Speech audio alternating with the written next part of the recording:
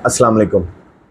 जिन दोस्तों ने तिल काश किए हैं और तिल अभी तक पूरा बाय नहीं आया, वो सोच रहे हैं कि क्या पानी लगाएं या दोबारा काश करें, उनके लिए ये वीडियो पैगाम है।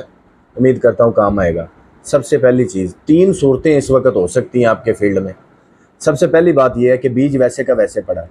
अगर बीज वैसे का वैसे पड़ा, ऊपर से मिट्टी को रेत दें, नीचे बीज देखें, गौर से देखना है। बारीक बाल नुमा इसका अंगूरी होती है। अगर बीज वैसे ही पड़ा है तो 10 दिन का टाइम होता है, तिल 10 दिन में बाहर आता है। 10 दिन का टाइम इसको पूरा दें, वो बीज उगाव कर सकता है।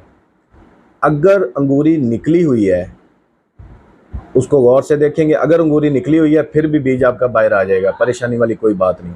तीसरी सूरत, क्या अंगूरी निकल के जल तो नहीं गई? ऐसे भी होता है।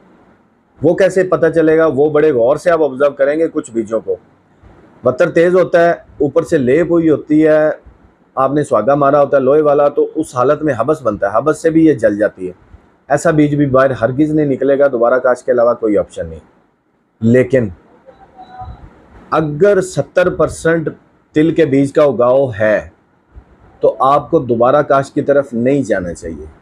60 से 70% अगर उगाव है तो आपको दोबारा काश की तरफ नहीं जाना चाहिए। उसकी वजह यह है कि तिली शाखदार पौधा है, इसने बूटा मारना है, इसने फैलना है।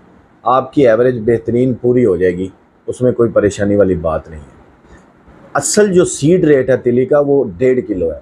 2 किलो इसीलिए यूज़ किया जाता है, इसकी जर्मिनेशन में इश्यूज आ जाते हैं। वत्तर की जमा नफ़ी बहुत ज़्यादा फैक्टर है। तो इस हवाले से अगर 60-70% उगाव है तो दोस्त जल्दी ना करें, दोबारा काश के लिए दोबारा बीज वो ना करें। उनकी फसल बाद में जब शाखें निकालेगा बूटा तो बेहतरीन हो जाएगी। अस्सलाम वालेकुम।